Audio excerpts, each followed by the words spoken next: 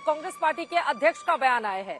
मल्लिकार्जुन खड़गे ने कहा है ये इधर उधर की बातें करते हैं, विकास की बात करते नहीं, क्योंकि 10 साल में कुछ किया नहीं है और सिर्फ कांग्रेस पार्टी को गाली देना ही बीजेपी के बड़े नेताओं का काम बन गया है। क्या है इस पर जवाब आपका? और आरक्षण पर ये जो आरोप प्रत्यारोप का दांव है वो काम करेगा क्या छठवें और सातवें चरण के लिए? देखिए चित्रा जी, जैसे आपने देखा 5वें चरण का मतदान हुआ, सब ये जान गए कि भारतीय जनता पार्टी 300 पार कर चुकी है और हमें पूरा यकीन है कि 4 जून को एनडीए को 400 प्लस और भारतीय जनता पार्टी को 300 प्लस सीटें आएंगी। कल मैं भी लखनऊ में था और जिस तरह का जोश और उमंग भारतीय जनता पार्टी के समर्थकों के बीच में मैंने देखा, मैं समझता हूं एक तरफ भारतीय जनता पार्टी आसमान की बुलंदियों को छू रही है और घमंडिया जो है वो चूर चूर हो रही है। घमंडिया को ये भी नहीं पता है कि प्रधानमंत्री नरेंद्र मोदी जी के सामने वो किसको खड़ा करें। आप अपनी ही डिबेट देखिए चित्रा जी, इतना अहम मुद्दा है, संविधान की बात कर रहे हैं प्रधानमंत्री जी। हमारा संविधान ये इजाजत ही नहीं देता चित्रा जी। मैं तो वरिष्ठ अधिवक्ता हूं सर्वोच्च न्यायालय में, आपको बता रहा हूं बड़ी जिम्मेदारी से, धर्म के आधार पे आरक्षण नहीं हो सकता, नहीं हो सकता।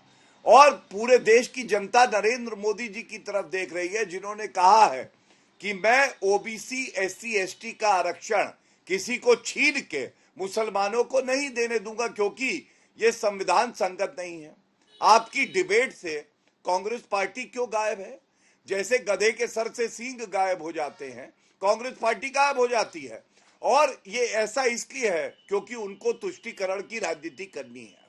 मैं आपको एक बात बताता हूं, कांग्रेस का मैनिफेस्टो कहता है बहुसंख्यकवाद की भारत में कोई जगह नहीं है। बहुसंख्यक है कौन? चित्रा जी, आप बहुसंख्यक हैं, मैं हिंदू हूं, मैं बहुसंख्यक हूं।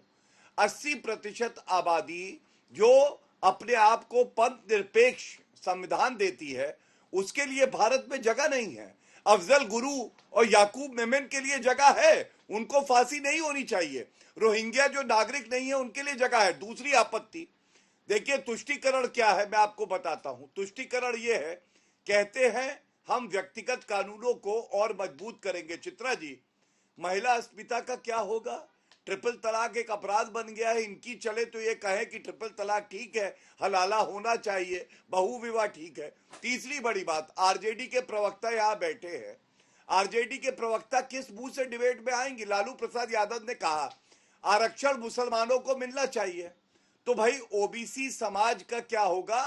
आप यादव परिवार के बाहर का कोई आज तक सदस्य ओबीसी समाज से भी अध्यक्ष नहीं बना पाए अपनी पार्टी का। आप लोग ओबीसी की बात कैसे करेंगे? ये सारे सवाल हैं जो नरेंद्र मोदी जी ने इसलिए उठाए हैं कि राहुल गांधी गजनी बन गए हैं, उनकी याददाश्त चली जाती है, उनको उनके वीडियो सुनवा के उनकी याददाश्त को वापस लाने का काम कर रहे हैं। चित्रा जी, जसमिन शाह जी भी हमारे साथ जुड़ चुके हैं, आम आदमी पार्टी के प्रवक्ता। लेकिन अनवर जी, उसके पहले आप जवाब दीजिए। वो कह रहे हैं कि मुसलमानों को आरक्षण देने के प्रति ये लोग इतने लालायित हो गए हैं कि एससी एसटी ओबीसी का आरक्षण निकाल कर, और बाबा साहब अंबेडकर ने जिसकी इजाजत नहीं दी थी, ये लोग मुसलमानों को आरक्षण देने पर आतुर हो गए हैं।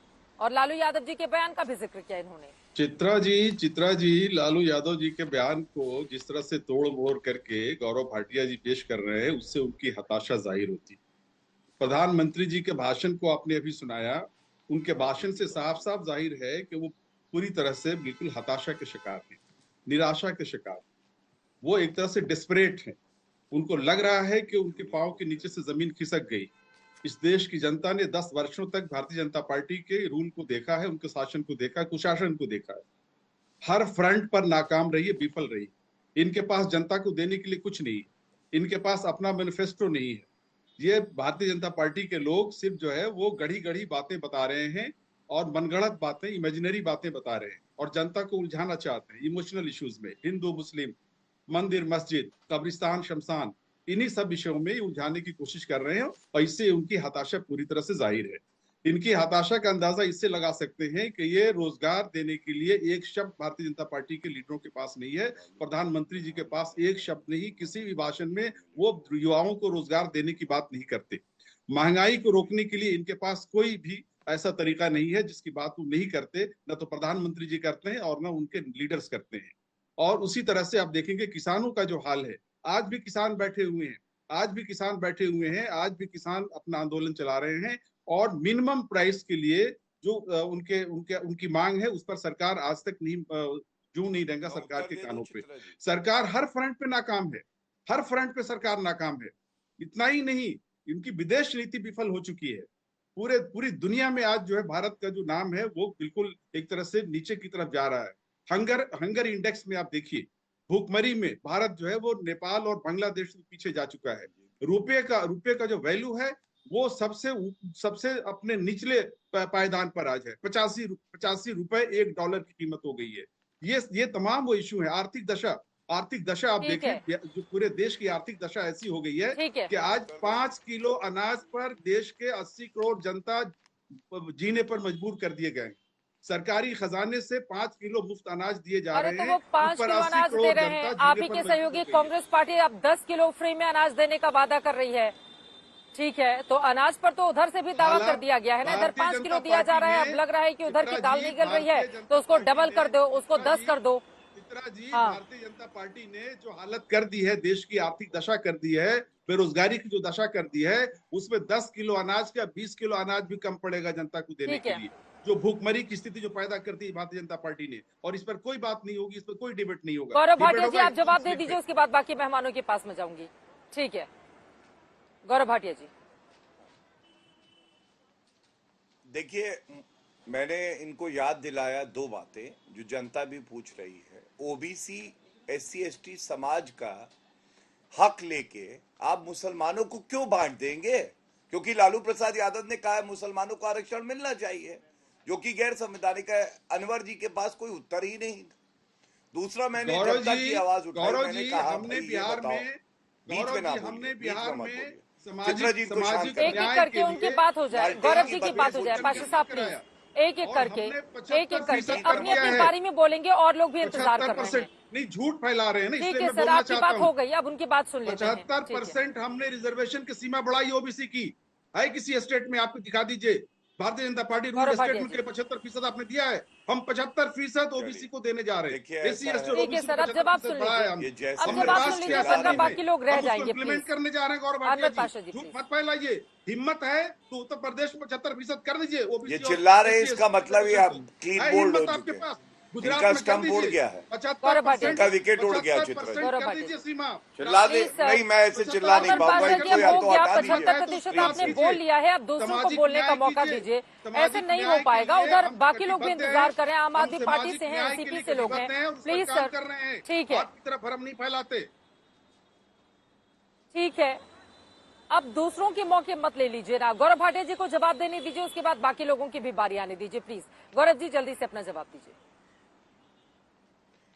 चित्रा जी, इस लालटेन की बत्ती जो है वो बुझ चुकी है, और जितना ये बीच में बोलते हैं दर्शक देखते हैं, समझ जाते हैं बहुत ही बौखलाए हुए हैं, झल्लाहट है। मैंने दूसरी बात क्या उठाई, लालू प्रसाद यादव पे चारा घोटाले का आरोप लगा था। अब तो दोषित हो गए हैं, जानवरों का चारा खा गए थे। तो उन्होंने कोई और पिछड़े समाज का व्यक्ति मुख्यमंत्री नहीं बनाया था, उनको राबड़ी देवी 5वीं पास ही मिली थी। तो क्या ये पूछा नहीं जाएगा भाई?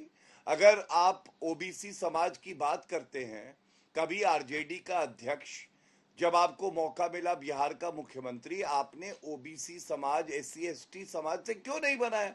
इस बात का कोई उत्तर नहीं दिया। तीसरी बड़ी बात देखिए, आरजेडी का मतलब है रंगदारी, जंगल राज और डकैती।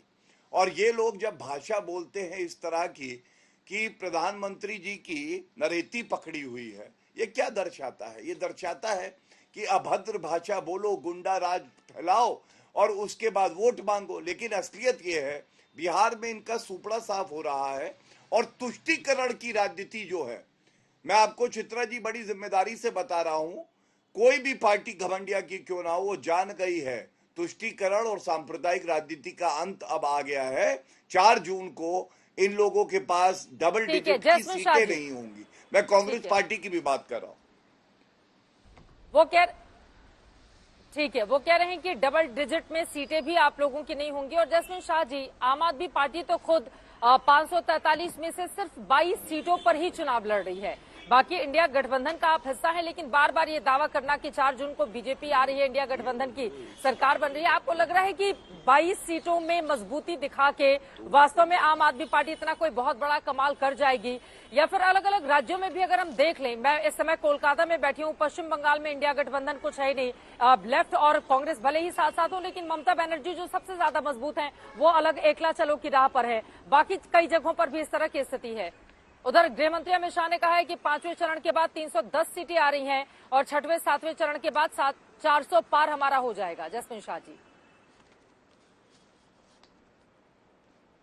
चित्रा जी, पहले मैं आपके दर्शकों को बता दूं कि आम आदमी पार्टी इंडिया गठबंधन का एक अहम हिस्सा है और इसी नजरिए से आज अगर आप देखें कि अरविंद केजरीवाल जी कहां हैं, क्या दिल्ली में कैंपेन कर रहे हैं, क्या पंजाब में कैंपेन कर रहे हैं? नहीं, वो जमशेदपुर में कैंपेन कर रहे हैं। क्यों? क्योंकि वहां इंडिया गठबंधन की 14 की 14 सीट जीत रहे हैं और वहां पे भारी स्वागत हो रहा है अरविंद केजरीवाल जी का, क्योंकि ये प्रतीक है कि भाजपा की तानाशाही कैसी है। भाजपा की तानाशाही ऐसी है कि एक लोकप्रिय मुख्यमंत्री को, 3 बार के निर्वाचित मुख्यमंत्री को आपने फर्जी केस में जेल में डाल दिया और वो भी चुनाव घोषित होने के बाद। इसी की तो आपत्ति जताई थी सुप्रीम कोर्ट ने और इंटरिम बेल दी। अरविंद केजरीवाल जी इस बीच लखनऊ भी चले गए थे, इसके पहले मुंबई में भी गए थे। भारी जो मूड है पब्लिक का वो आज उन्होंने आप सबके सामने रखा, देश के सामने रखा कि मूड साफ है। इंडिया गठबंधन पूर्ण बहुमत से 300 से ऊपर सीटों से जीतने वाली है, एक स्थायी सरकार देने वाली है और भाजपा का जो 200 से 220 का भी लग रहा था आकलन एक हफ्ते पहले, लग रहा है कि जैसे जैसे एक एक फेज जाते जा रहा है और जैसे जैसे इनके नेताओं के बयान दर्शाते जा रहे हैं कि ये बुरी तरह से हार रहे हैं। इनको भी नहीं पता कि ये कितनी बुरी तरह से हार रहे हैं। खैर, केवल 2 हफ्ते का समय है, 4 जून को आने में सारी चीजें साफ हो जाएगी, लेकिन यह तय है कि अब लोगों ने मन बना लिया है कि इस देश से तानाशाही को भगाना है और इसके लिए केवल और केवल इंडिया गठबंधन एक जरिया है।